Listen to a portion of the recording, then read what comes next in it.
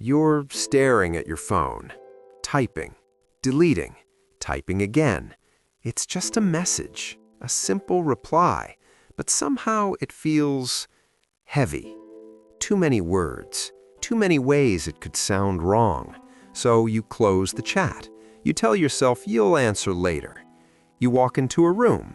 People are talking, laughing, stories bouncing around the table, and you feel it, that quiet hesitation, the moment where you almost say something but don't, because the timing might be off, because maybe it won't land, because maybe someone will look at you like you said something stupid. So you stay quiet, you nod, you smile, you scroll your phone under the table. Later that night, you replay the moment, the thing you could have said, the joke that would have worked, the story you should have told, but the moment is gone.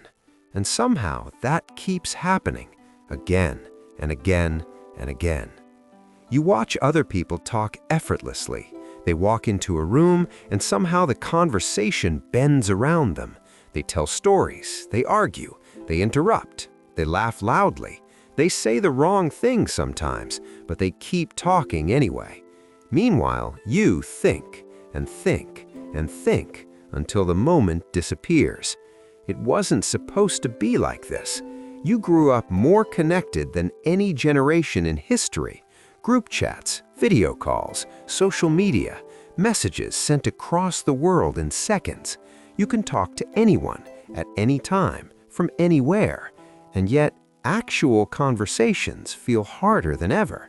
You can send a meme instantly, but calling someone feels strange. You can type paragraphs, but saying the same words out loud feels impossible. You can watch thousands of people talk online, but when it's your turn, your mind goes blank. And slowly, quietly, something starts to happen. You stop trying. You let other people lead conversations. You let silence stretch longer than it should.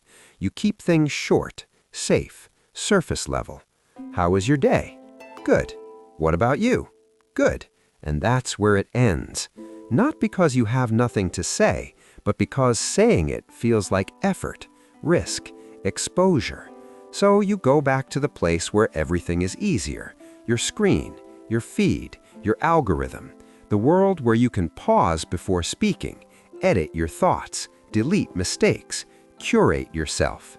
In that world, you're confident, sharp, funny, winny. You have time to craft the perfect response, the perfect sentence, the perfect version of yourself. But real life doesn't give you drafts, it gives you moments, and moments disappear. So slowly, without realizing it, your brain starts expecting comfort, instant feedback, endless time to respond, a backspace button for every word. Real conversation doesn't work like that, and the gap starts to grow. Older generations learned communication in a different environment. No delete button, no typing bubble, no time to edit, just words, out loud, in real time. They stumbled, they interrupted, they said dumb things, they embarrassed themselves a lot. But every awkward conversation made the next one easier. You didn't grow up inside awkward conversations. You grew up inside controlled ones. And comfort has a strange effect on skill. It slowly erases it. Not because you're incapable, not because you're lazy, but because comfort whispers something dangerous. Later. You'll get better later. You'll practice later. You'll say more tomorrow. Tomorrow becomes next week. Next week becomes next year. And suddenly you realize something strange. You've been talking less, not more. The pauses in conversation feel longer. The silence feels heavier. And every time you hesitate, the uneasy habit grows stronger. But here's the truth. Communication isn't a talent. It's exposure. It's friction. Awkward pauses, half-finished thoughts, interruptions, mistakes. Moments where your sentence falls apart in the middle and you keep going anyway. That's how voices form, not in perfect environments, but in messy ones.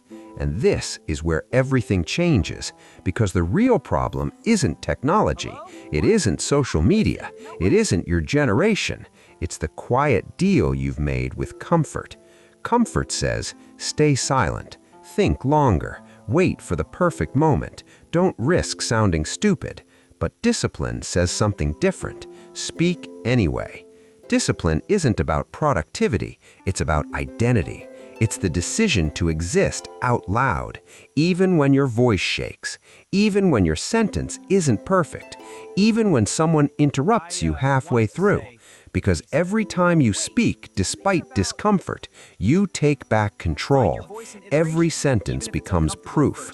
Proof that your thoughts deserve space. Proof that your voice deserves air. Proof that silence doesn't own you. And something strange happens when you do that long enough. You stop fearing the moment. You start shaping it. The pause in conversation stops feeling like pressure. It becomes an opening, a space you can step into, a place where your voice belongs, not perfectly, but honestly. Because the people who seem effortless in conversation, they're not fearless, they're just practiced. They survived thousands of awkward moments, thousands of wrong words, thousands of strange pauses. You simply avoided them, until now. And the longer comfort leads your decisions, the smaller your voice becomes, not in volume, but in presence. Rooms feel louder without you speaking. Conversations move past you. Opportunities slide by quietly, not because you weren't capable, but because you waited. Discipline reverses that, not overnight, not dramatically, but quietly. It's choosing to speak before you overthink, choosing to share the story before you polish it, choosing to ask the question before you rehearse it 10 times in your head. Not because it will be perfect, but because it will be real. And real communication has never been about perfection. It's about presence, being in the moment, not hiding behind it, not observing it from the outside, but stepping directly into it. Because every generation learns the same lesson eventually. Your voice only grows when it's used. Silence feels safe, but safety slowly turns into invisibility. And invisibility is comfortable until one day you realize something painful. People stopped expecting you to speak, not because they don't care, but because you trained them not to wait. And that's the quiet cost of comfort. It doesn't destroy your potential. It slowly convinces you not to use it. But the moment you decide otherwise, everything shifts. Not the world, just your position inside it. You're no longer watching conversations happen. You're shaping them, interrupting them, guiding them, changing them. And suddenly, communication isn't something you lack. It's something you're building, word by word, moment by moment, silence by silence. So the real question was never whether Gen Z was worse at communication. The real question is much simpler. How many moments have you already let pass because comfort told you to wait? And the next time the room goes quiet, when the space opens, when your mind says, maybe later, what are you going to do? Speak or wait again?